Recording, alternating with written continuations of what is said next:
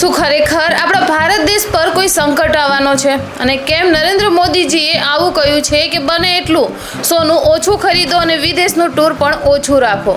તો આવું શા માટે કહ્યું છે તે જ જાણીશું આજના વિડીયોમાં, તો બન્યા રહેજો વિડીયોના એન્ડ સુધી। તો તાજેતરમાં વડાપ્રધાને દેશના લોકોને કેટલી ખાસ બાબતોનું ધ્યાન રાખવાનું કહ્યું છે, જેમાં પેટ્રોલ અને ડીઝલનો ઓછો ઉપયોગ કરવો, જરૂર વગર વિદેશનો પ્રવાસ ટાળવો અને ઘરે જ રહીને શક્ય હોય ત્યાં સુધી વર્ક ફ્રોમ હોમ પણ કરી લેવું।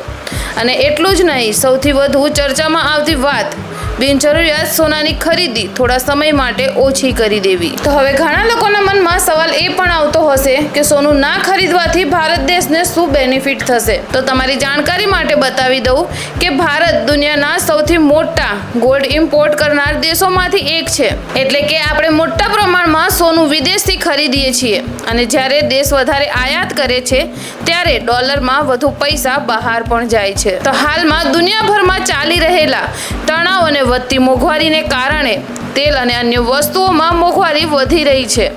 એવામાં દેશનું ફોરેન એક્સચેન્જ બચાવવું ખૂબ જ મહત્વનું છે। એટલે જ આ કારણસર વડાપ્રધાને કહ્યું છે કે લોકો જો થોડા સમય માટે બિનજરૂરિયાત સોનાની ખરીદી ટાળે તો દેશને આર્થિક રીતે મદદ મળી શકે છે। અને સાથે જ તેમણે વર્ક ફ્રોમ હોમનો પણ જિક્ર કર્યો છે। હવે તે સાંભળી તમને એ પણ વિચાર આવતો હશે કે વર્ક ફ્રોમ કરવાથી દેશને શું બેનિફિટ થવાનો છે? તો તેનાથી પણ આપણા દેશને ઘણા ખરા બેનિફિટ થઈ શકે છે, જેમ કે આપણે ઓફિસ જવાનો ટાઈમ બચી શકે છે અને સાથે જ ફ્યુલનો ખર્ચ પણ ઓછો થઈ શકે છે। અને જેમ કે તમે બધા જાણતા જ હશો કે ફ્યુલ પણ આપણે બહારના દેશથી જ લાવવામાં આવે છે। પણ એક વાત સ્પષ્ટ છે મિત્રો, આ કોઈ પ્રતિબંધ નથી।